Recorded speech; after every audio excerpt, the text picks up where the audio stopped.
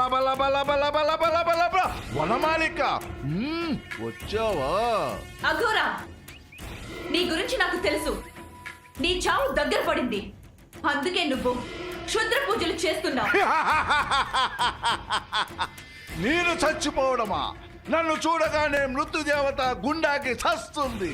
వనమాలిక, నీ చావు నా చేతిలో రాసి పెట్టుంది. నీలా విర్రవీగిన వాళ్లే ఘోరంగా మరణించారు. ఏమిటే రెచ్చిపోతున్నావు? ఇప్పుడే నిన్ను బంధించి బేతాళ మాతకు బలిస్తానే. వనమాలిక, బేతాళ, ఈ వనమాలికను బంధించు.